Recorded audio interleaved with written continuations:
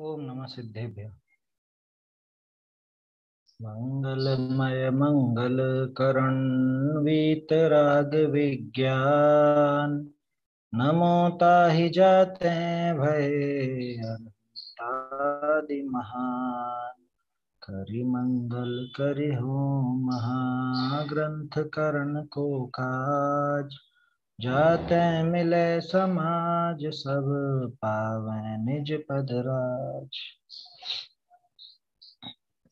मोक्षमा प्रकाशक ग्रंथराज पर हमारी चर्चा चल रही है और 8वें अधिकार में परस्पर में जो विरोध खड़े होते हैं, अनुयोगों में जो विरोध भासित होता है, विरोध तो वास्तव में है नहीं, लेकिन ना समझी के कारण, अपनी गलती के कारण वो विरोध भासित होता है और उस विरोध की वजह से जो अभिप्राय, जो भाव हमको समझ में आना चाहिए वो समझ में नहीं आ पाता। उसके अनेक कारण अपन ने देखे थे। पहला कारण तो अपेक्षाओं को न समझने का था। दूसरा कारण अपेक्षा तो समझ गया लेकिन विवक्षा नहीं समझ पाया। एक ही अनुयोग में अलग अलग विवक्षाओं से कथन होता है, वो बात नहीं समझ पाया। तीसरा कारण था वो शब्दों का, कि शब्दों का यथार्थ अर्थ नहीं समझ पाता, किस जगह पे कैसे क्या अर्थ निकाला जाता है शब्दों का, वो खेल इसको समझ में नहीं आता। और चौथी बात थी कि वो प्रकरण के अनुसार अलग अलग अर्थ निकालना चाहिए, तो वो भी इसको बराबर आता नहीं है। इस वजह से ये गफलत में पड़ा रहता है, गड़बड़ होती रहती है, विरोध भाषित होता है अनुयोगों में ही, आगम में ही। ये 4 बिंदु अपने हो गए। कल जो अपन ने पैराग्राफ देखा था, इस पैराग्राफ में 4 लाइनें हैं और इस पैराग्राफ में मुझे थोड़ी सी इसमें आपत्ति है। ये जो पैराग्राफ बना है ये वास्तव में 2 लाइन ऊपर रहेगी और 2 लाइन नीचे जुड़ेंगी। आप इसको पढ़ के देखिए, नीचे वाले पैराग्राफ के साथ बैठती है दोनों लाइनें। पेज नंबर 300 पर, इसी प्रकार और भी सच्चे विचार से उपदेश को यथार्थ जानकर अंगीकार करना, बहुत विस्तार कहाँ तक कहें, अपने को सम्यक ज्ञान होने पर स्वयं ही को यथार्थ भाषित होता है। ये बात खत्म हो गई पिछली। ये अपना चौथा बिंदु समाप्त हो गया। अब जो आगे की लाइन है, उपदेश तो वचनात्मक है, ये पूरी की पूरी लाइन अगले पैराग्राफ के साथ जुड़ेगी। अब एक साथ पढ़ के देखिए, आपको खुद को लगेगा। मैं बिना बात तो आपत्ति खड़ी कर रहा हूँ ऐसी बात नहीं है, आप उसको पढ़ के देखेंगे तो वास्तव में लगेगा। स्पष्ट लिखा है ना, ये मैं यहाँ ढूंढारी से पढ़ता हूँ, आप देखिए यहाँ पेज नंबर 300 पर है और हस्तलिखित में 385 पर। उपदेश तो वचनात्मक है, बहुरी वचन करी अनेक अर्थ युगपत कहे जाते नहीं, ताते उपदेश तो एक ही अर्थ की मुख्यता लिए हो है। बहुरी जिस अर्थ का जहां वर्णन है तहां किसी की मुख्यता है, दूसरे अर्थ की तहां मुख्यता करे तो दो उपदेश दृढ़ न होई, ताते उपदेश विषय एक अर्थ को दृढ़ करे, परंतु सर्व जिनमत का चिन्ह स्याद्वाद है, सो स्याद पद का अर्थ कथनचित है। ताते जो उपदेश होई ताको सर्वथा न जाने लेना, उपदेश का अर्थ को जाने तहां इतना विचार करना, यह उपदेश किस प्रकार है, किस प्रयोजन लिए हैं, किस जीव को कार्यकारी है इत्यादि विचार करे, तिसका यथार्थ अर्थ ग्रहण कर रहे पीछे अपनी दशा देखे।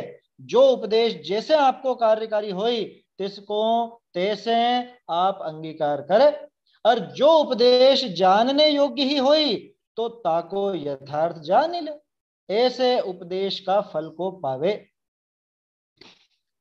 देखो ये पूरी पंक्तियां मैंने एक साथ इसीलिए पढ़ी, आपको अब लग रही होंगी कि वो जो 2 लाइनें हैं वो 2 लाइनें इन नीचे के पैराग्राफ के साथ मिलनी चाहिए, है ना। तो चाहे तो आप वहां निशान लगा के पैराग्राफ तोड़ लीजिए। ये तो एक तरह से यूं समझ लीजिए, संपादन में हर एक व्यक्ति अपने अपने हिसाब से संपादन करता है। अभी जो नई पुस्तकें हैं, नई पुस्तकों में शायद मुझे पता नहीं कि ये किस तरह से किया है ना। देना देखें मंगलायतन वाली पुस्तक में कैसे क्या किया, ये पैराग्राफ तोड़ा या एक साथ ही रखा, क्योंकि कायदे से तो ये नीचे वाली लाइनों के साथ मिलता है ये। इसमें भी एक साथ ही रख दिया, कोई बात नहीं, है ना। आप इसमें निशान लगा सकते हैं। ये पैराग्राफ टूट कर, मतलब नीचे वाली जो 2 लाइनें हैं, है ना, ये अगले पैराग्राफ के साथ मिलती है। पूरी बात अपन एक साथ देखेंगे तो आपको काफी स्पष्ट होगा। क्या कह रहे हैं कि भाई उपदेश तो वचनात्मक है ना। वचनों से ही होता है उपदेश, चाहे लिखित हो चाहे मौखिक हो, कैसा भी हो वो उपदेश वचनात्मक है। लिखित भाषा भी वो वचन ही है, और जो अपन बोलते हैं वो भी वचन है। जिनवाणी दोनों रूप होती है, लिखित और मौखिक। अब वचन जो निकलते हैं ना, बहुरी वचन करी अनेक अर्थ युगपत कहे जाते नहीं। अब वचनों से एक साथ नहीं बोल सकते। मैं एक साथ इतनी सारी चीजों को देख तो पा रहा हूं, लेकिन इन सब चीजों को एक साथ बोल सकता हूँ क्या? मान लो मैं इधर ऐसे देख रहा हूँ, ठीक है ना। अब ऐसे देखने में मुझे खिड़की भी दिखती है, दरवाजा भी दिखता है, वो टाइलें भी दिखती हैं, पत्थर भी दिखता है, दीवार भी दिखती है, लेकिन मैं एक साथ इन सबको देख पा रहा हूँ। लेकिन जितनी देर में देख पा रहा हूँ, क्या उतनी देर में नाम भी बोल सकता हूँ? नहीं बोल सकता। नाम बोलने में तो क्रम आएगा। उपदेश में तो एक ही वस्तु का कथन आएगा ना एक बार में, चाहे लिखित रूप में लिखो तो भी सबके नाम एक साथ नहीं लिख सकते। मान लो राम, मोहन, सोहन, श्याम इत्यादि, ये सारे के सारे आप लिखोगे तो एक क्रम आएगा ना इनमें। आपने तत्वार सूत्र में अनेक सूत्र देखे होंगे जिनमें आप सोचते होंगे इसका नाम पहले क्यों आया, इसका नाम बाद में क्यों आया। तो बहुत सौ में तो क्रम का कारण है, और बहुत सौ में तो ऐसा ही है कि भाई नाम तो एक एक करके ही आएगा, अब किसी का पहले किसी का बाद में तो आएगा ही आएगा। तो कहने का अर्थ यह है कि उपदेश वचनात्मक होता है, और वचनों की ये मजबूरी है, वचनों की मजबूरी ऐसी है कि एक बार में एक ही चीज पर फोकस किया जा सकता है। एक बार में एक ही चीज का लिखा ना, वचन करी अनेक अर्थ युगपत कहे जाते नहीं, एक साथ नहीं कहे जा सकते। ताते उपदेश तो एक ही अर्थ की मुख्यता लिए, इसलिए उपदेश में कहीं पर एक ही अर्थ मुख्य होगा, क्योंकि क्रम से ही वर्णन होगा, है ना। उपदेश में वचनों का प्रयोग होता है, और वचन एक बार में एक ही चीज को बताते हैं, इसलिए एक जगह पर एक ही की मुख्यता मिलेगी उपदेश में। तो आगे बढ़ के अगले पैराग्राफ में भले दूसरे की मुख्यता मिल जाए, लेकिन एक प्रकरण में तो एक ही चीज को मुख्यता मिलेगी। जहां निश्चय का कथन है, क्या वहां व्यवहार का बिल्कुल निषेध हो गया कि नहीं, वो व्यवहार की बात अभी नहीं की जा सकती थी। जहां व्यवहार से कोई बात की जा रही है, क्या वहां निश्चय बिल्कुल नष्ट हो गया कि नहीं, वो थोड़ी देर बाद आ जाए। भाई पद्म पुराण में राम का वर्णन भी है, रावण का वर्णन भी है, तो जहां रावण की मुख्यता करी तो वहां रावण का ही वर्णन कर सकेंगे ना। जहां राम की मुख्यता करी वहां राम का ही वर्णन। इस तरह से है ये बात। क्या कहा? जिस अर्थ का जहां वर्णन है तहां तिस ही की मुख्यता है। क्या ये अपने को बहुत सीख लेने लायक है ये बात। देखो चौथा पॉइंट जो अपन ने नोट किया था कल और उसके पहले भी, वो बहुत काम का था, लेकिन मैं सोचता हूँ कि ये पांचवा पॉइंट जो आज अपन देख रहे हैं ये उससे भी ज्यादा काम का है। इस पैराग्राफ की आखिरी लाइन क्या थी? इस तरह से उपदेश के फल को प्राप्त करे, है ना। इस तरह अगले पेज पर जो है, इस तरह उपदेश के फल को प्राप्त करे।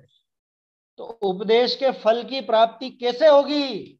अगर हम इतने वर्षों से स्वाध्याय कर रहे हैं और ये उपदेश का फल हमको आज तक प्राप्त नहीं हुआ, तो क्यों नहीं हुआ? ये इसकी प्राप्ति करनी है तो कैसे होगी? ये विधि यहाँ टोडरमल जी बता रहे हैं। वो कह रहे हैं कि जहां जिस चीज की मुख्यता हो वहां दूसरी चीज को घुसाने की कोशिश मत करना। बात निश्चय की चल रही हो और बीच बीच में लेकिन व्यवहार से ऐसा भी तो है, व्यवहार से ऐसा भी तो है, तो तुम आग लगा दोगे वो पूरे निश्चय की बात। वो जो आचार्य देव वहां समझाना चाहते हैं उसको खत्म कर दो। थोड़े दिन पहले बात की थी ना अपन ने, ये चौथे बिंदु के समय कैसे यथार्थ उपदेश को कैसे ग्रहण करें। वो खीर में कंकड़ वाला उदाहरण दिया था मैंने आप लोगों को। खीर में कंकड़ जैसा काम मत करना। अध्यात्म की बात चल रही है और ये यहाँ पे सिद्धांत की बात इधर लगाना चाहता है, सिद्धांत की बात चल रही है और ये इधर अध्यात्म की बात लगाना चाहता है। चरणानुयोग को उससे द्रव्यानुयोग से टकराना चाहता है, द्रव्यानुयोग को कर्णानुयोग से टकराना चाहता है। ये आत्मघाती कदम है। उपदेश के फल को अगर प्राप्त करना चाहते हो तो ये चीज ध्यान रखनी पड़ेगी। क्या? कि भाई उपदेश वचनात्मक होता है और वचनों से अनेक अर्थ युगपत कहे नहीं जा सकते, इसलिए उपदेश तो एक ही अर्थ की मुख्यता लिए हुए होता है। उपदेश तो एक ही अर्थ की मुख्यता लेकर होता है, एक ही अर्थ, एक वहां मुख्य रहता है। वहां वहां तो स्पष्ट लिख दिया पुरुषा सिद्धिउपाय में, तो यस तस्य देशना नास्ति, कि उसके लिए देशना ही नहीं है।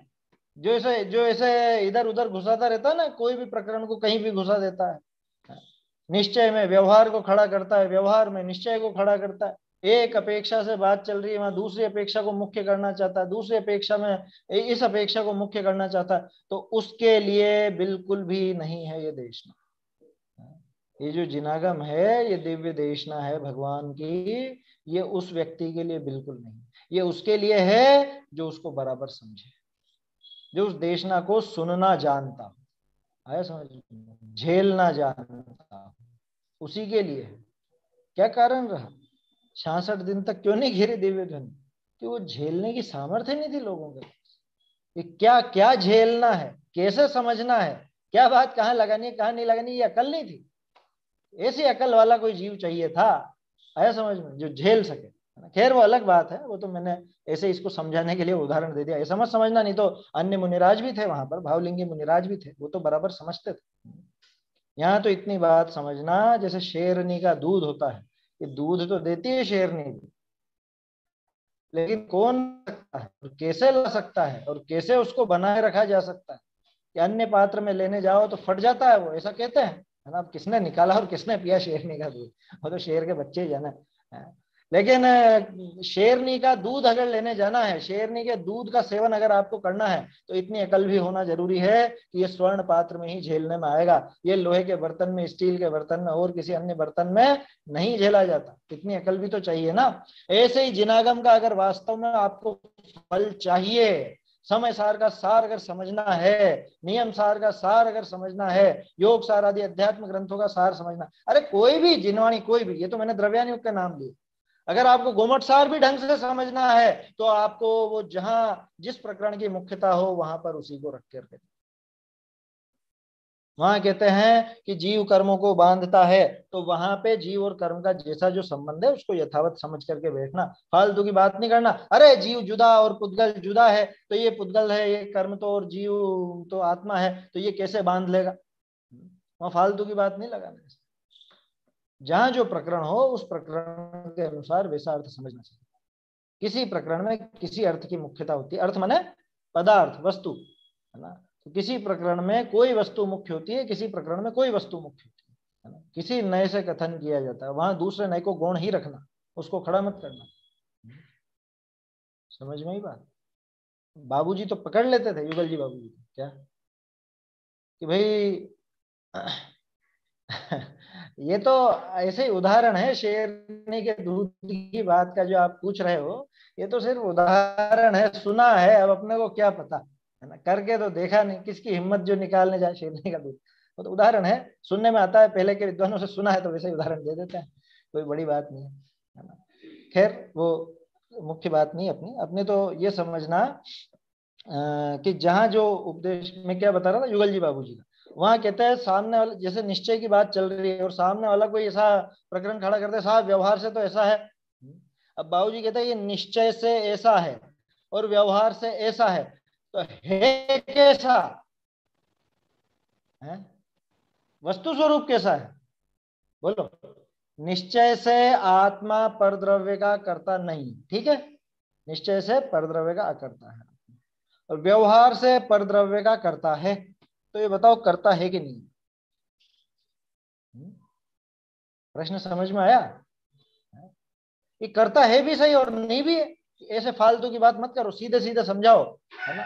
बिल्कुल एकदम बच्चे बन के सीखे अपन तो, बिल्कुल एकदम गंवई व्यक्ति बन के सीखे हैं, ये है कि नहीं है ये बताओ। कि पहले तो ये समझो कि निश्चय और व्यवहार क्या चीज है। निश्चय और व्यवहार क्या वस्तु का स्वरूप है? निश्चय और व्यवहार तो नए है, वस्तु के स्वरूप का कथन करने वाले नए है, अपेक्षाएं हैं। तो निश्चय या व्यवहार ये कथन पद्धति है, वस्तु कोई निश्चय नए से होती नहीं है, ना ही व्यवहार नए से होती है, वस्तु तो जैसी है वैसी है। अब वो जैसी है वैसा कथन वो निश्चय नए कर देता है, और जैसी नहीं है वैसा कथन वो व्यवहार नए कर देता है। अब अगर व्यवहार नए कहता है कि आत्मा परद्रव्य का करता है, ये व्यवहार नहीं कह रहा, इसका क्या अर्थ लेना? इसका अर्थ ये लेना कि हाँ हाँ व्यवहार से करता तो होता है आत्मा, नहीं होता। इसका अर्थ यही लेना कि वास्तव में आत्मा परद्रव्य का करता नहीं है, मात्र कहा जाता है, व्यवहार नए से कहा जाता है, होता नहीं है। और निश्चय नए से भी कहा जाता है, होता तो वस्तु स्वरूप से, और वो वस्तु स्वरूप को पकड़ने का काम निश्चय ने। बात समझ में आ रही है?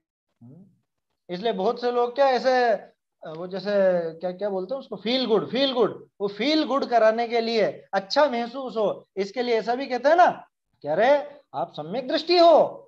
कि कौन सी अपेक्षा से सम्यक दृष्टि? कि देखो चरणानुयोग की अपेक्षा से आप सम्यक दृष्टि हो, द्रव्यानुयोग की अपेक्षा से भले नहीं हो, लेकिन चरणानुयोग की अपेक्षा से तो सम्यक दृष्टि हो ना।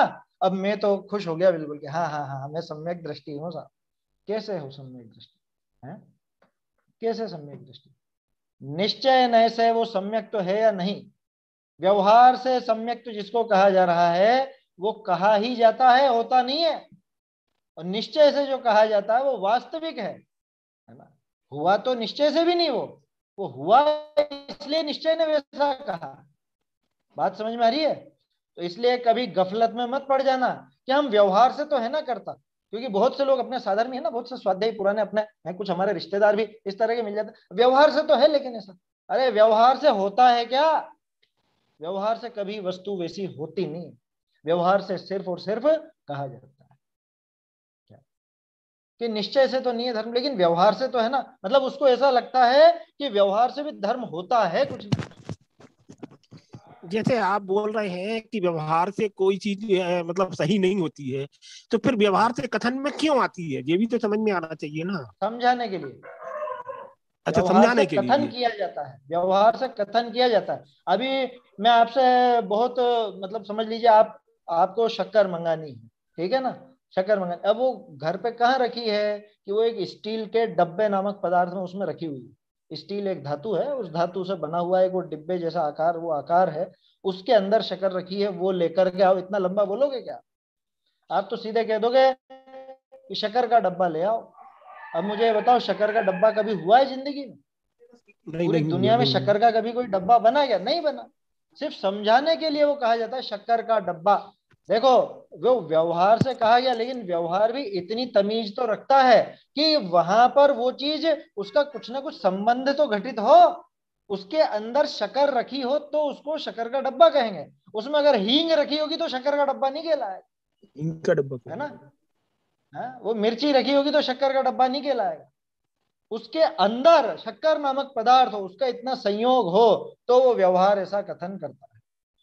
तो व्यवहार से कहा जाता है, वास्तव में होता नहीं। और पहले देख चुके हैं अपन 7वें अधिकार में, यथार्थ निरूपण सो निश्चय, उपचार निरूपण सो व्यवहार। टोडरमल जी ने जो ये परिभाषा दी है, ये परिभाषा जिनागम की, यूं समझ लो सबका सार लेकर के एक श्रेष्ठ परिभाषा। आप कितनी परिभाषाएं लगा लो, उनमें कुछ ना कुछ कमी निकल जाएगी, इस परिभाषा में कोई कमी नहीं निकलेगी। यथार्थ निरूपण सो निश्चय, उपचार निरूपण सो व्यवहार। फिर इस वाले को अपन क्या बोलेंगे? ये बोलते हैं ना कि देव शास्त्र गुरु की श्रद्धा व्यवहार सम्यक दर्शन है, इस बात को क्या बोलेंगे अपन? इसको ऐसा समझो कि इसको सम्यक दर्शन कहा जाता है किस जीव के? कि जिसके असली सम्यक दर्शन होता है, उसके बाहर में देवशास्त्र गुरु की श्रद्धा भी होती ही होती है। तो जैसे उस हमने स्टील के डब्बे को शक्कर डब्बा कहा, ऐसे ही इस देवशास्त्र गुरु ये डब्बा है और इसके अंदर रखा हुआ है वो असली श्रद्धान। तो उस असली श्रद्धान के कारण इस देवशास्त्र गुरु के श्रद्धान को भी सम्यक दर्शन कह दिया जाता है व्यवहार से। अब अगर अंदर शक्कर नहीं है, अगर अंदर आत्म श्रद्धान नहीं है ना, स्वयं का श्रद्धान नहीं है, तो क्या वो देवशास्त्र गुरु का श्रद्धान सम्यक दर्शन कहलाएगा? नहीं कहलाता। लेकिन वो संयोग देख करके अक्सर ऐसा देखा जाता है कि देवशास्त्र गुरु का सच्चा श्रद्धान, टोडरमल जी 9वें अधिकार में सिद्ध करेंगे एक विशेष शब्द सच्चा, ये सच्चा शब्द डाल करके उन्होंने डिफरेंशिएट किया कि सच्चा नहीं हो, देवशास्त्र गुरु का श्रद्धान हो लेकिन सच्चा नहीं हो। क्या मतलब सच्चा नहीं? कि आत्म श्रद्धान अगर साथ में नहीं है तो वो सच्चा नहीं। समझ में आई बात? तो जैसे वो स्टील के डब्बे को आप शक्कर का डब्बा कह देते हो, क्यों? कि उसके साथ में शक्कर मौजूद है। ठीक ऐसे ही देव शास्त्र गुरु के श्रद्धान को सम्यक दर्शन कहा जाता है व्यवहार से। क्यों? क्योंकि उसके साथ में आत्मा का श्रद्धान भी निश्चित रूप से होता है, असली के साथ, है ना? आप आपत्ति खड़ी कर सकते हो, बिना आत्मा के श्रद्धान के भी तो सच्चा देवशास्त्र गुरु का सच्चा नहीं होगा। देवशास्त्र गुरु का श्रद्धान तो होगा, वो सच्चा नहीं होगा। टोडरमल जी ने सच्चे शब्द का प्रयोग किया है। अब वो पैराग्राफ जब पढ़ेंगे ना तो आप जाएंगे ऊपर, एक जैसी तो लाइनें लिखी हुई है, क्या अंतर आ गया इनमें? मिथ्या दृष्टि के भी बता रहे हैं, सम्यक दृष्टि के भी बता रहे हैं, फिर कैसे इनमें अंतर कर पाएंगे? बहुत बहुत कायदे से लिखा हुआ। तो इसलिए ये जो बात आई, जिस अर्थ का जहां वर्णन है, जिस पदार्थ का, वस्तु के जिस स्वरूप का, जिस धर्म का, जिस मुख्यता से जो कथन किया गया, तिस ही की मुख्यता है। दूसरे अर्थ की तहां ही मुख्यता करे तो दो उपदेश दृढ़ ना हो। लो, ये नुकसान बात। वो दूसरी बात उठाएगा अगर, तो वहां पे दोनों ही मुख्य नहीं हो पाएंगे, दोनों ही उपदेश दृढ़ नहीं हो पाएंगे। जब भगवान की स्तुति कर रहे हो ना, तो बिल्कुल वास्तव में ऐसा ही समझ लेना कि हाँ बिल्कुल सच है, हे भगवान आप ही तारणहार हैं, आप ही ने पार लगाया है, आप ही पार लगाओगे स्वामी, है और कोई पार लगाने वाला नहीं है। आप नहीं होते तो मैं तो संसार में भटकता ही रहता। बिल्कुल भाव विभोर होकर के यही चिंतन वहां चलना चाहिए। अब वहां पे वो अध्यात्म घुसाने लगे, अरे एक द्रव्य दूसरे द्रव्य का करता नहीं है, भगवान आप क्या करोगे मेरा, है आप क्या सुधार लोगे, बिगाड़ लोगे, मैं तो ऐसे ही भाव आ गया तो आ गया आपके सामने, वैसे तो ये भाव विकार है। ये फालतू की बातें वहां करने की नहीं। फालतू की कह रहे हो आप अध्यात्म की बात को, अरे जहां जो प्रकरण मुख्य है उसको मुख्य करो। कल देखा था ना अपन ने दूल्हा दुल्हन वाली बात, वो मुख्य है, उन्हीं की तरफ ध्यान रखो, यहाँ दूसरी बात को मत लाने दो सामने। तो खीर में कंकड़ जैसा काम करेगा वो। भगवान की स्तुति कर रहे हो और वहां सिद्धांत और अध्यात्म की बारीकियां लगाने लगोगे तो वो स्तुति नहीं हो पाएगी, न स्तुति हो पाएगी न अध्यात्म की बात पकड़ना। आकुलता ही आकुलता हाथ आएगी। समझ में आ रही है बात? बहुत बहुत सुंदर प्रकरण है। ये जो पांचवा बिंदु है, ये वास्तव में अपने को समझने जैसा है। इसको समझे बिना आप जिनवाणी का यथार्थ अर्थ नहीं समझ सकते, उपदेश के फल को प्राप्त नहीं कर सकते। क्या लिखा? जिस अर्थ का जहां वर्णन है तहां तिस ही की मुख्यता है, दूसरे अर्थ की तहां ही मुख्यता करे दो उपदेश दृढ़ न होई। ताते उपदेश विषय एक अर्थ को दृढ़ करे। इसलिए उपदेश में तो एक ही अर्थ को दृढ़ कर, उसी को सेहरा पिनाया जाए। एक कोई कह रहे लेकिन ये भी तो है बड़े बूढ़े, ये बड़े बूढ़े भी तो हैं, कह रहे अभी इनकी नहीं है शादी, अभी शादी इसकी हो रही है, इसी की तैयारी की जाएगी, इसको सजाया संवराया जाएगा, इसी को घोड़ी पे बिठाया जाएगा। है होने को तो बहुत लोग हैं, घर के बूढ़े बसात भी हैं, उनको भी बिठा देवे घोड़ी पे, है समझ में आ रही है बात? तो कहने का अर्थ यह है कि जहां जो उपदेश मुख्य है तो दूसरे अर्थ की तहां ही मुख्यता करे। वहीं पे अगर दूसरे अर्थ को मुख्य करने लग जाए तो दो उपदेश दृढ़ न होई। ताते उपदेश विषय एक अर्थ को दृढ़ करे। परंतु अब इसके साथ भी देखो, लेकिन दूसरे परंतु सर्व जिन्मत का चिन्ह स्याद्वाद है, सो स्याद पद का अर्थ कथनचित है। क्या मतलब? भाई अपेक्षा होता है ना, कथनचित मतलब पहले भी अपन देख चुके, कथनचित माने अपेक्षा, किसी अपेक्षा। तो कथनचित जो स्याद्वाद का अर्थ है ना, ताते जो उपदेश होई ताको सर्वथा न जान लेना। ये क्या कहना चाह रहे हैं टोडर मल जी? ये यूं कह रहे हैं कि जहां जिस बात की मुख्यता हो वहां उसी को मुख्य करना, उसी को दृढ़ करना, इतना दृढ़ करना कि लगे कि दूसरा है ही नहीं, सिर्फ लगे कि दूसरा है ही नहीं, लेकिन अंदर में ये पक्का मान के चलना है कि एक दूसरी अपेक्षा भी है। कहने में नहीं आएगी वो बात, लेकिन उसकी स्वीकारोक्ति उस समय भी रहेगी या नहीं रहेगी।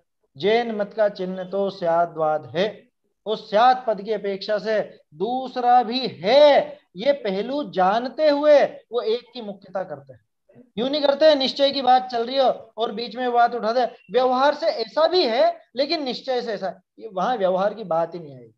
इतना गौण कर दिया जाएगा जैसे है ही नहीं, लेकिन उसका पूरी तरह कोई निषेध नहीं हुआ, वो अंदर में बैठा है ज्ञान में है वो, है ना। गुरुदेव के सामने कई बार ऐसे प्रसंग खड़े होते थे, है ना, वो कुछ बात कर रहे हो और बिल्कुल एकदम वो भाव विभोर होकर के, वो जैसे समझ लो अध्यात्म की मुख्यता से कोई कथन चल रहा है और फिर बीच में कोई व्यक्ति ऐसा कह दे, वो वहां पे ऐसा लिखा तो कहते थे बड़ी खबर छे, मालूम है सब, अभी यहाँ वो बात करने की नहीं है, कह देते थे, वो साफ टोक देते भैया हमें भी पता है, लेकिन वो यहाँ पर करने की बात नहीं। समझ में ही बात? कह रहे घर के बड़े बूढ़े भी हैं, वो परदादा जी भी जिंदा हैं अभी, पहले उनको लाओ स्टेज पे, कि नहीं पहले दूल्हा ही आएगा स्टेज पर दूल्हे की ही मुख्यता रहेगी। कथनचित शब्द है ना, कथनचित का शाब्दिक अर्थ क्या? किसी अपेक्षा से, है ना, पहले भी बताया कई बार, इसको चाहे तो नोट कर लीजिए। किंचित, किंचित माने थोड़ा सा, माने किसी अपेक्षा से, कुत्रचित कहीं पर, कदाचित कभी, किसी समय पर।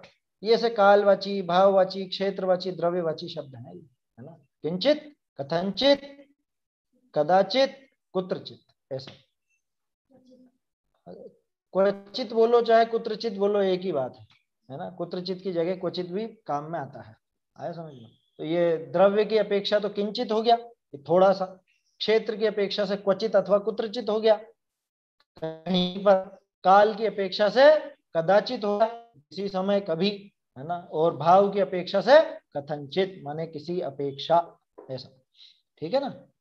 तो क्या कहा कि भाई जिनमत का चिन्ह, ये कितनी संतुलित पंक्तियों, बार बार पढ़ने का ही मन करता है। क्या कह रहे हैं, जिस अर्थ का जहां वर्णन है तहां तिसी की मुख्यता है। एक बात ठीक है, सबसे पहली बात कि वहां उसी की मुख्यता है, वही राजा है वहां का, जिसकी शादी है उसी के गीत गाए जाएंगे।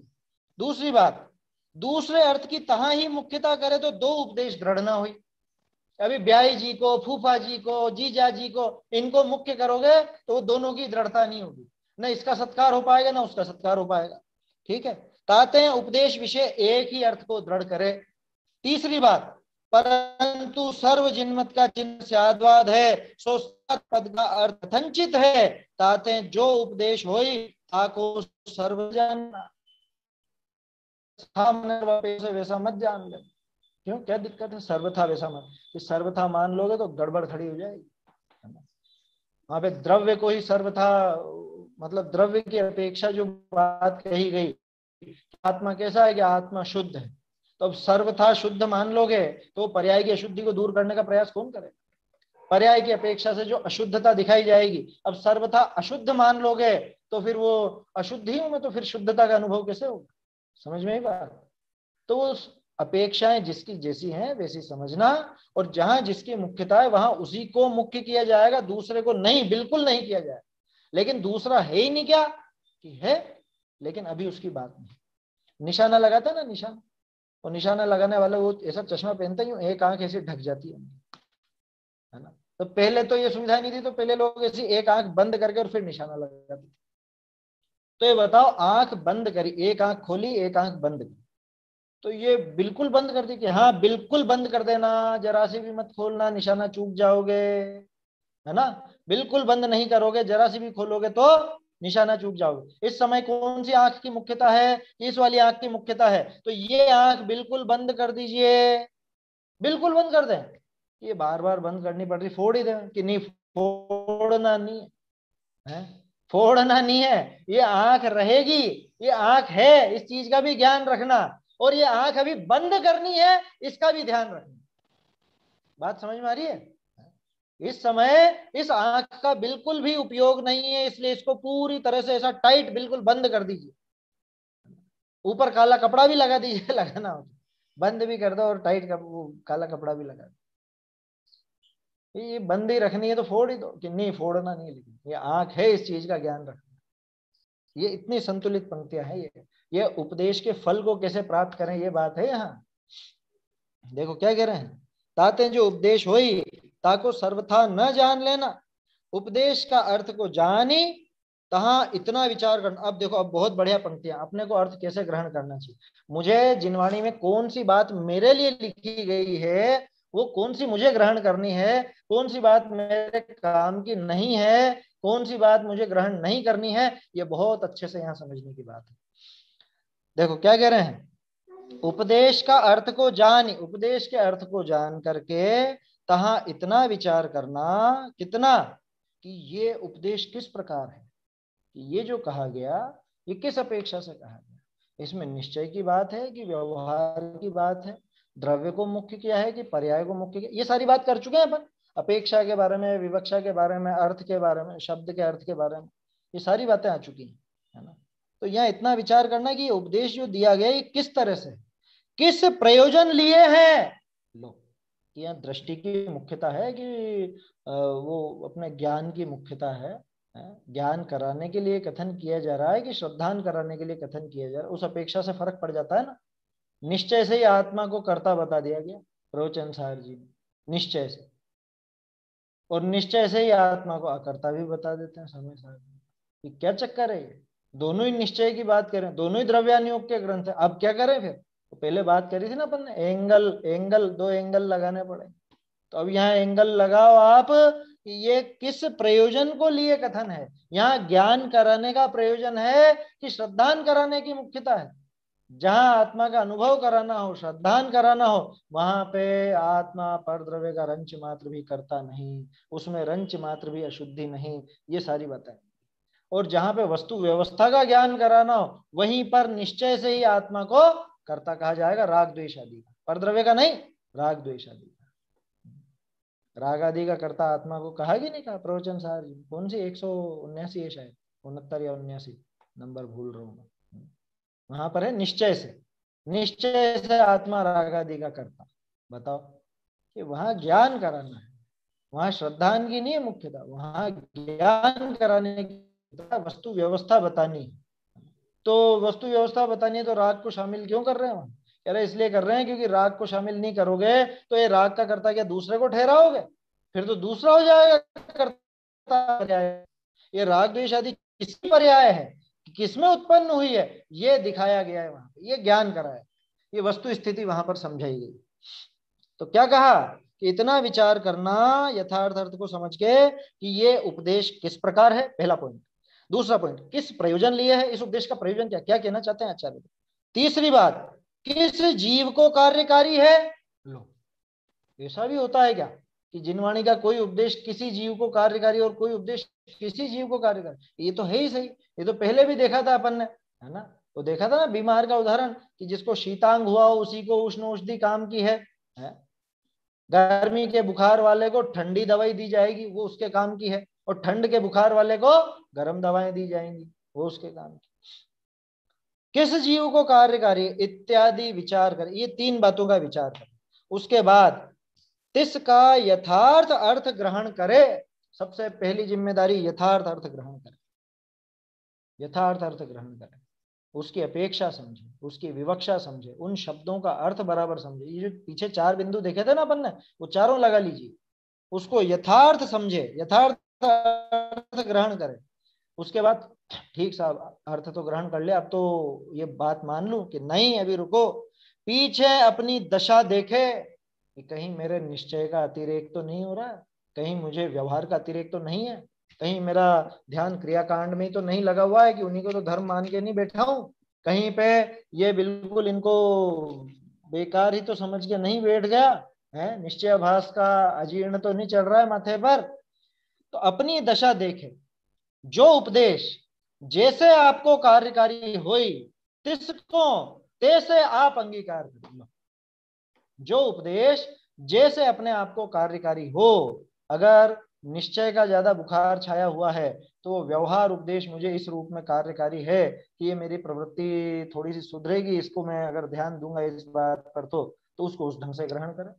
ये निश्चय का उपदेश मेरे तो पहले ही भर भर के बैठा हुआ है, तो अभी ये मुझे समय सार या योग सार नियम सार आदि का उपदेश अभी मुझे वैसा कार्यकारी नहीं है, तो अभी उनको नहीं छू, अभी वो बात ना करे, अभी उस अर्थ को मुख्य ना करे। अपनी अवस्था देखे और ये भी देखे कि कौन सा उपदेश मुझको किस तरह से कार्यकारी हो सकता है। यह कार्यकारी का क्या मतलब कि अपना प्रयोजन कैसे सधे, इससे कौन सा प्रयोजन है, मोक्ष मार्ग का, लौकिक प्रयोजन नहीं कि मुझे कौन सी चीज सीखनी चाहिए। क्या जैसे पहले आप देखिए क्या कहें, कई बार ऐसा होता है ना, लोभ भी बढ़ जाता है, कोई अच्छी अपन करना चाहो कोई चीज तो उसके पीछे कभी कभी लोभ भी बढ़ जाता है लोगों का। जैसे हमारे अन्ना जी थे ना, वो कंठ पाठ करवाते थे और कंठ पाठ के लिए इनाम देते थे, ये ग्रंथ याद करके सुना और इस ग्रंथ के इतने रुपए, इस ग्रंथ के इतने रुपए, इस ग्रंथ के इतने रुपए। उनकी भावना तो पवित्र थी, वो तो याद कराना चाहते थे सब। लेकिन विद्यार्थियों में कई बार क्या होता था, या अभी भी क्या पता होता है नहीं होता है, लेकिन हमने देखा कुछ विद्यार्थियों को, अरे छेड़ाला नहीं याद कर, मेरे काम की कौन सी चीज है कि मैं तो द्रव्य संग्रह याद करता हूँ, द्रव्य संग्रह में ज्यादा पैसे मिले, ऐसा अपना प्रयोजन विचार है। तो ये ऐसा प्रयोजन नहीं विचारना है यहाँ। क्या अरे क्या क्या करना है, कौन सा विषय लें? एक काम करो, समय सार लो। समय सार लेने वालों को लोग ऊंचा मानते हैं, छेड़ाला की छेड़ाला तो बच्चे ही पढ़ाते हैं आजकल। मैं छेड़ाला पढ़ाने लगूं तो फिर मेरी क्या इज्जत रहेगी? मैं तो समय सार परमात्मा प्रकाश को ऐसा ऊंचा ग्रंथ लेता। तो ये लौकिक प्रयोजन की बात नहीं है ये। क्या उस उपदेश को ग्रहण करे जैसे अपना प्रयोजन सधे। कौन सा प्रयोजन? मार्ग का। अरे वो एक अकेला नमोकार ही भले हो, भले वो एक छोटी सी स्तुति ही हो, छोटा सा पद ही हो, भजन ही हो। हमारे महाकवियों के द्वारा लिखे हुए हैं ना, दौलत राम जी, बुद्धजन जी, दयानंद राय जी, भूधर दास जी, भागचंद जी, बनारसी दास जी, भैया भगवती दास जी हैं, और भी बहुत विद्वान हुए हैं। उन सबके द्वारा बहुत सुंदर सुंदर पद लिखे गए। वो सब इनको पी करके बैठे थे, इन शास्त्रों का पूरा अभ्यास करके बैठे थे, तब वो चीज निकलती थी। तो कहने का अर्थ यह कि जो उपदेश जैसे आपको कार्यकारी हो, जो शास्त्र जैसे अपने आप अपने स्वयं को कार्यकारी हो, तिसको तैसे आप अंगीकार करें, उसको उस ढंग से अंगीकार करें। कोई लौकिक लोभ से नहीं, ज्यादा रुपए मिलने के लोभ से नहीं, ज्यादा प्रशंसा हो इस लोभ से नहीं। समझ में ही बात? लोग बाग ऊंचा समझे इस लोभ से नहीं। वो उस उपदेश को अपने मोक्ष मार्ग को साधने के लिए काम में ले। तिसको तैसे आप अंगीकार करें, जिससे खुद की प्रवृत्ति सुधरे। अभी आगे दिखाएंगे टोडरमल जी एक बहुत जोरदार लाइन देंगे, क्या कि अपना काम कितना है वो बताएंगे यहाँ पे। हाँ, यथा श्रद्धा ज्ञान करी रागादि घटाओ ना, अगले पैराग्राफ में आएगा उत्तर कि जिससे अपना ये काम सधे, जैसे भी कैसे भी करके हमारा वो काम सधे, वैसा अपने आप अंगीकार करे कि ठीक है साहब, कर लिया, सेलेक्ट कर लिया, है ना। 4 अनुयोग में से एक अनुयोग को सिलेक्ट कर लिया, बाकी के 3। और जो उपदेश जानने योग्य ही होई ताको यथार्थ जान ले, अवमानना नहीं करे। देखो टोडरमल जी को कितनी विनय थी कि भाई साहब मेरे तो द्रव्यानुयोगी काम आ रहा है साहब, तो बाकी के है मेरे लिए। अरे बाकी के तेरे लिए है कि नहीं, तो उनको गे जरूर। वो अन्य को काम के हैं, अच्छी बात है, वो भी जिनागम है, जिनवाणी है, उस उपदेश का भी पूरा विनय रखे। ऐसा नहीं कि मेरे तो यही काम का है, मेरे तो बस समय सारी काम का है, बाकी सब बेकार है। वो ग्रहित मिथ्यात्व की श्रेणी में जा रहा है धीरे धीरे। भले जीवन भर समय सार पढ़े, कोई दिक्कत नहीं है, लेकिन अन्य के प्रति हे भाव तो नहीं होगा, अन्य के प्रति ऐसा दुराग्रह तो नहीं होगा कि अरे नहीं ये तो सब बेकार, बाकी सब बेकार, ऐसा तो नहीं होगा ना। जान ले कि हाँ ये भी उपदेश है, ये भी जिनवाणी का ही अंग है, जिनवाणी में कहा गया है। और ये जैसे मुझको ये समय सार आदि कार्यकारी हैं, ऐसे ही ये ग्रंथ भी किसी और जीव को कार्यकारी है, उनकी भूमिका के अनुसार ये भी काम करे। समझ में आ रही है बात? कौन सा ग्रंथ कार्यकारी नहीं है? कि प्रत्येक ग्रंथ किसी ना किसी तरह के शिष्य को उद्देश्य में रख करके ही लिखा गया है, इसलिए प्रत्येक ग्रंथ किसी न किसी को तो काम में आता ही आता है। इसलिए जिनागम के जो अंग हैं, जिनवाणी जितने भी तरह की हैं, तो अपने काम की जो हो उसको अपना, उससे अपना काम साध लेना, और दूसरा जो है उसको जान लेना, यथार्थ जान ले, उनको जान ले। उसको ऐसा नहीं समझे कि ये बेकार है, बेकार है, बेकार, उसको बेकार ना समझे। समझ में ही बात? अभी जैसे अपने को मोक्ष प्रकाशक बहुत प्रिय है, और जीवन भर अपन लगभग ऐसा अंदाजा है कि जीवन भर इसका अभ्यास तो चलता ही रहेगा। लेकिन इसका अर्थ ये तो नहीं कि अपन ग्रंथों को हे कह दें, दूसरे ग्रंथों को बेकार कह दें, ऐसा तो बिल्कुल भी नहीं है। क्योंकि अगर ऐसा आ गया तो समझ लेना कहीं ना कहीं वो पक्ष खींच रहेगा, कहीं ना कहीं वो ग्रहित मिथ्यात्व घुस रहा, आपके कुछ ना कुछ दिमाग में दूसरी मान्यता चल रही है। अगर दूसरे के प्रति हे बुद्धि हो तो वहां हे बुद्धि नहीं होगी, बस इतना है कि हाँ ठीक है ये भी उपदेश है, लेकिन मेरे काम का ये ज्यादा है तो मैं इससे काम चलाता हूँ, इतनी बात है ना। इस बात को बहुत गंभीरता से सोचिएगा। यहाँ ना तो किसी के एक पक्ष बिल्कुल ब्लाइंड फेथ वाला एक पक्ष कराया गया, और ना ही ऐसा कि एक ही चीज का भी अभ्यास रहे तो उसमें कोई दिक्कत आ जाए, वो बात भी नहीं। एक ही चीज का अभ्यास करो लेकिन दूसरे को हे मत करो। दूसरा आपके लिए भले काम का नहीं दिखता हो, लेकिन दूसरे के तो काम आता ही आता है। जो उपदेश जानने योग्य ही हुई, ठीक है ना। आत्मा कैसा है, आत्मा के स्वरूप का वर्णन कैसा आया, वो अपने काम का है, ठीक है, तो उसको तो ग्रहण कर ले। और सुमेरु 1,40,000 योजन का है, तो ये सिर्फ जानने योग्य है तो उसको जान ले, यथार्थ रूप से जान ले। ऐसे उपदेश का फल को पावे, इस तरह से वो उपदेश के फल को प्राप्त करे। मुझे तो कई बार ऐसा लगता है जो आखिरी आया ना परस्पर विरोध का निराकरण, ये हेडिंग दी, ये बहुत लंबी हेडिंग हो गई, बीच में 2-4 हेडिंग बन जाती है इसमें, वो 4 बिंदुओं के बाद ऐसी बन सकती थी, उपदेश के फल को कैसे पाए, या ऐसा कुछ बनाया जा सकता था। खैर ठीक है, वो तो सबके अपने अपने विचार है। ऐसे उपदेश का फल को पावे। कोई कहे, अब देखो यहाँ क्या कह रहे हैं, जो तुच्छ बुद्धि है ना, यहाँ पे भी बड़ी की मात्रा, जो तुच्छ बुद्धि है ना, जैसे तुच्छ बुद्धि माने कि जिसकी बुद्धि तुच्छ है। सामान्य रूप से बुद्धि में छोटी ही की मात्रा आती, लेकिन जिस जीव की बुद्धि तुच्छ है उसको क्या कहेंगे, तुच्छ बुद्धि। टोडरमल जी ने ध्यान रखा इसका, इसी पैराग्राफ में आगे नीचे आएगा, वहां पे आपको क्लियर मालूम पड़ जाएगा, दृष्टि कुछ आएगा ऐसा है ना। जो तुच्छ बुद्धि इतना विचार न कर सके सो कहा करे। अब देखो ये प्रश्न बहुत जोरदार है, और खड़ा होना वाजिब है कि भाई हमको तो नहीं मालूम कि हमारे काम का कौन सा उपदेश है कौन सा नहीं है। हम तो सब जिनवाणी जिनवाणी समझ के सब पढ़ लेते हैं, ये भी पढ़ लेते हैं वो भी पढ़ लेते हैं, दिन भर पढ़ते ही पढ़ते रहते हैं, सुनते ही सुनते रहते हैं। अब हमको तो ज्ञान नहीं है साहब कि हम क्या ग्रहण करें क्या नहीं करें। तो हम क्या करें फिर, क्योंकि आपने जो पीछे बातें बताई वो अपेक्षा और विवक्षा और शब्द आदि के विचार और वो प्रकरण का कैसा क्या प्रयोजन है, अब हर जगह हमको थोड़ा पता।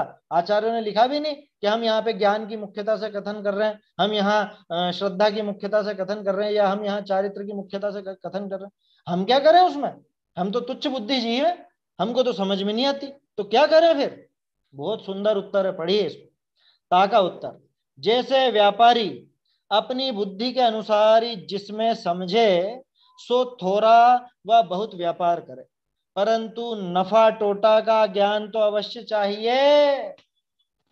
क्या कहा, देखो कोई व्यक्ति वो शेयर बाजार का काम करता है, उसमें बहुत दिमाग लगाता है ना, ये कंपनी इस तरह से ग्रो कर रही है, ये कंपनी में ये होता है शेयर का, इसने इतना डिविडेंड दिया है और इसने ऐसा किया है वैसा किया है, वो सारी चीज। आप एफडी कराते हो तो सब बैंकों से तलाश करते हो, तो इस तरह के लोग भी होते हैं जो बहुत दिमाग लगा करके वो काम करते हैं। अब एक वो सब्जी वाला है, वो सब्जी वाला का मुझे तो समझ में नहीं आता ये क्या है, ये शेयर बाजार क्या है और ये क्या है, मेरे को तो समझ में नहीं आता। लेकिन इतना तो उसको समझ में आता है ना कि मैं सब्जी बेचूं तो मुझे मुनाफा हो। ये 10 रुपए का लाया हूं तो ये कम से कम 12-15 रुपए का तो बेचूं तो मुझे मुनाफा होगा। इतना ज्ञान तो है ना उसको। इतना भी, अगर इतना भी ज्ञान नहीं है तो फिर तो वो कुछ भी काम कर ले, वो कुछ भी किसी भी व्यापार में सफल नहीं हो सकता। क्या कहा कि भाई जैसे अपनी बुद्धि के अनुसार, जितनी उसमें बुद्धि हो, उसको सब्जी बेचने की बुद्धि हो तो सब्जी बेचे, उसको शेयर बाजार की बुद्धि हो तो शेयर बाजार का काम करे। तो अपनी बुद्धि के अनुसार जिसमें समझे, जिसमें जिस क्षेत्र में समझे सो थोड़ा या बहुत व्यापार करे। जो भी क्षेत्र उसको समझ में आता है कि साहब मुझको तो ये समझ में नहीं आता, समझता हूँ तो हार्डवेयर की दुकान खोल के, मुझे तो कपड़े में समझ में आता है तो कपड़े की दुकान खोल के, मुझे तो इसमें समझ में आता है तो ये नौकरी कर ली, इसमें समझ में आता है तो ये नौकरी कर ली। होता है ना सबका अलग अलग। तो भाई जिसमें जितनी बुद्धि हो उस हिसाब से वो काम करता है, ठीक है ना। परंतु नफा टोटा का ज्ञान तो अवश्य चाहिए, भले बुद्धि कम हो भले बुद्धि ज्यादा हो, लेकिन इतना ज्ञान तो अनिवार्य है उस व्यापार धंधे के लिए कि कितने में किस तरह से फायदा होगा और किस तरह से नुकसान होगा। क्या कहना चाह रहे हैं टोडर में, इशारा दे दिया उनने कि बहानेबाजी से काम नहीं चलेगा, इतनी तो जिम्मेदारी उठानी ही पड़ेगी कि मुझे फायदा हो रहा है या मुझे नुकसान हो रहा है, इस चीज की समझ तो रखनी ही पड़ेगी। नहीं तो मूर्ख बन जाओगे धर्म के नाम बन जाते ना बहुत से। अरे बहुत फायदा हो गया, बहुत फायदा हो गया, मुझे इनका संयोग पा करके। क्या फायदा हो गया, कह रहे साहब हमारे बच्चियों की शादी नहीं हो रही थी, इन्होंने करवा दी, यही है हमारे गुरु। तो हमारे तो व्यापार धंधे में बहुत नुकसान हो रहा था, जब से ये इनको पूजने लग गए, कौन से बालाजी भैरव जी या कोई माता जी, इनको पूजने लग गए, या ये जो व्यंतर देवी देवता आते हैं इनको पूजने लग गए, तब से हमारे काम सही साठ होने लगे। ये व्यर्थ में चक्करों में पड़ जाएगा, ऐसे चक्करों में पड़ जाएगा। अपने नफे टोटे का ज्ञान तो चाहिए, समझ में ही बात, नफे टोटे का ज्ञान तो चाहिए। अभी उसको समझ में ही नहीं आ रहा है कि नफा हो रहा है कि टोटा हो। होते हैं ना बहुत से मूर्ख लोग होते हैं इस तरह के। कैसे, जैसे मान लो अब कई बार किसी को ऐसा समझाने की कोशिश भी करें अपन, कह रहे तू वहां पे जाता है और इतना हो जाता है, कि तेरा एक्सीडेंट कैसे हो गया, फिर तू इनको मानता है तो इन्होंने बचा क्यों नहीं लिया तुझको। कह रहे इन्होंने ही तो बचाया, नहीं तो मैं तो जान से मर जाता, सिर्फ हाथ कट के रह गया मेरा, इनकी कृपा से हाथ कट के रह गया, बस बच गया। अब सोचो उसकी बुद्धि पे तरस कितना आता है।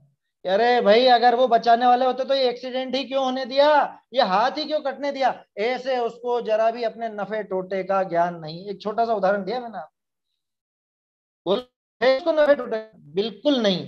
वो इतना मूर्ख बन रहा है, वो उसको लगता है कि इन्होंने बचा लिया। ये बताओ, ये जो देवी देवताओं को मानने वाले एक भी सुखी दिखे क्या? एक भी बताओ, देखा हो तो। आकुलता में पड़े हुए दिखते हैं और क्या सोचते हैं, अरे इनकी कृपा है साहब, इनकी कृपा से सब सही चल रहा है। ये कैसे सही चल रहा है? सही तो हम तब कहते हैं जब तुझे बार बार भाग दौड़ नहीं करनी पड़ती इनके पीछे, बार बार तुझे इनके चक्कर नहीं लगाने पड़ते, इनके कहे अनुसार ही हमेशा नहीं करना पड़ता। समझ में आ रही है बात? तो उसको नफे टोटे का ज्ञान नहीं। ये एक छोटा सा उदाहरण दिया है मैंने। इसी तरह से एक एक काम में नफे टोटे का ज्ञान, टोटा समझते ना, टोटा माने नुकसान, नफा माने फायदा, तो फायदे नुकसान का ज्ञान तो होना ही चाहिए। क्या कहे, क्या कहा यहाँ पर, थोड़ा या बहुत जिसमें इसको समझ में आए वो व्यापार करे, परंतु नफा टोटा का ज्ञान तो अवश्य चाहिए। कह रहे हमारे लौकिक काम सधा दिए इन्होंने, लौकिक काम साध दिए, यही हमारे गुरु हैं। और वो गुरु भी खुश कि ये बार बार आता है अपने पास, ठीक है बढ़िया। उसको समझ में नहीं आ रही कि आगे इससे कितना नुकसान होने वाला है, आगे वो कितना मिथ्यात्व का महाभूत इसके चढ़ने वाला है, या आगे इसको कितने भव धारण करने पड़ रहे हैं। धर्म के नाम पे कैसी ऊटपटांग क्रियाएं करता है, उसको धर्म कहता है। आकुलता कितनी होती है, उसका ज्ञान नहीं हो रहा है। आंखें बंद रहती है ना, तो इसी तरह से हरकतें होती है। क्या कहा, नफा टोटा का ज्ञान तो अवश्य चाहिए। तैसे, अभी तो उदाहरण कहा था, अब सिद्धांत देखो। तैसे विवेकी अपनी बुद्धि के अनुसार ही जिसमें समझे सो थोड़ा व बहुत उपदेश को ग्रहे, परंतु मुझको ये कार्यकारी है, ये कार्यकारी नहीं, इतना तो ज्ञान अवश्य चाहिए। बोलो साहब, हमको तो नहीं समझ में आती प्राकृत संस्कृत या न्याय की बातें। ये कोई बात नहीं, तुम सरल सरल चीजें पढ़ लो, तुम छेड़ाला पढ़ लो, तुम्हें समय सार पर समझ में नहीं आता है, उसको भी लघु समय सार कहा जाता है। तुम्हें और कठिन ग्रंथ समझ में नहीं थे, मोक्षो प्रकाशक पढ़ लो, क्या दिक्कत है उसमें?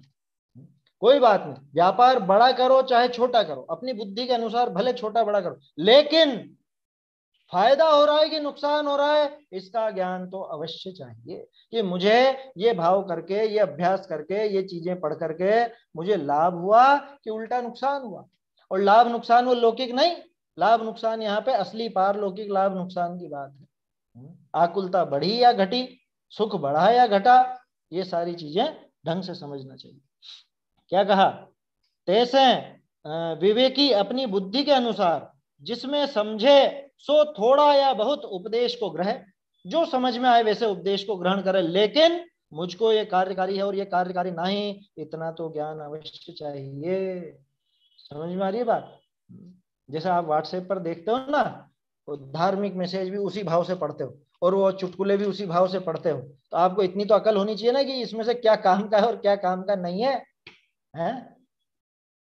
जैसे कोई व्यक्ति हो, अब उसके घर में बहुत सारी पुस्तकें, जिनमें कुछ पुस्तकें धार्मिक ग्रंथ भी हों, तो वो धार्मिक ग्रंथ और वो दूसरी उपन्यास आदि और दूसरी किताबें या रद्दी जो इकट्ठी है, अब वो तो कोई कबाड़ी आया और सबको एक भाव तोल दे।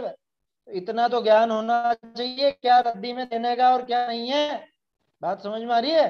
तो ऐसे ही कौन सा उपदेश मेरे काम का है और कौन सा उपदेश भले लौकिक हो चाहे पारलौकिक हो, वो मेरे काम का है या नहीं है, इतना ज्ञान तो चाहिए ही चाहिए।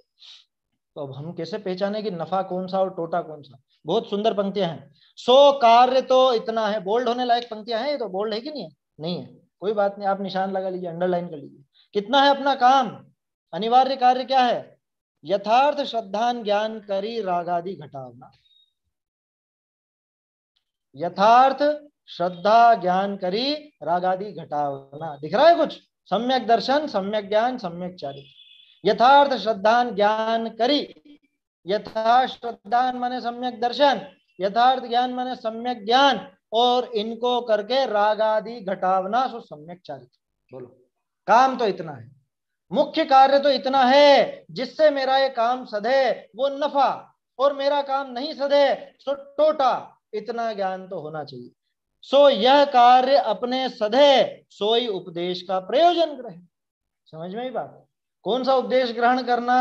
कि जिससे मेरा ये सम्यक दर्शन ज्ञान चारित्र का प्रयोजन सदता हो, जिससे मेरी श्रद्धा यथार्थ होती हो, जिससे मेरा ज्ञान यथार्थ होता हो, जिससे मेरे राग द्वेष घटते हो, आकुलता घटती हो, ऐसा उपदेश का प्रयोजन। यह है उपदेश का प्रयोजन। क्या जिनवाणी का प्रयोजन? क्या कि यथार्थ श्रद्धा ज्ञान करके राग आदि का घटाना, राग द्वेष घटाना। वीतरागता की पोषक ही जिनवाणी कहलाती। वीतरागता की पोषक माने राग द्वेष को घटाने वाली। तो राग द्वेष घटाने का जो मेरा प्रयोजन है, उससे जिससे भी अपना वो काम सधे, सोई उपदेश का प्रयोजन रहे। विशेष ज्ञान न होई तो प्रयोजन को तो भूले नहीं। भाई ज्यादा जानना भले ना हो पाए, ज्यादा वो क्षयोक्षम ज्ञान नहीं हो तो कम ही जाने, लेकिन इतना तो जान लेगा ना कि इससे मेरे श्रद्धा ज्ञान बराबर हो रहे हैं या नहीं हो रहे हैं, इससे राग द्वेष घटाने में मदद मिल रही है या नहीं मिल रही। इतना तो जानेगा कि नहीं जानेगा? इतना तो जाने, इतनी तो परख करे उस उपदेश की। समझ में ही बात? जैसे एक तो उपदेश समय सार का क्या, भैया अपने आत्मा को समझो, अपने आत्मा को जानो, उसमें लीन रहो। अपना आत्म स्वरूप ऐसा है, बिल्कुल शुद्ध शुद्ध शुद्ध है, त्रिकाली अखंड अविनश्वर, ऐसा ऐसा मैं हूं, ज्ञान दर्शन स्वभावी में। एक उपदेश तो ठीक है। दूसरा उपदेश, अरे वो करो, तुम तो बिल्कुल ऐसे जुलूस निकालो और ऐसा वो करो और ऐसी शोभा करो और नृत्य गान करो। अब ये बताओ, इसमें राग द्वेष घटाने की बात किसमें आई? अपने आप पकड़ में आ जाती है। अपने आप पकड़ में आ रही कि नहीं आ रही कि श्रद्धा ज्ञान किसमें यथार्थ होने में मदद मिल रही है? बस उस उपदेश को ग्रहण करो। विशेष ज्ञान ना हो तो प्रयोजन को तो भूले नहीं, कि भले ही कम ज्ञान हो लेकिन इस प्रयोजन को नहीं भूल जाए।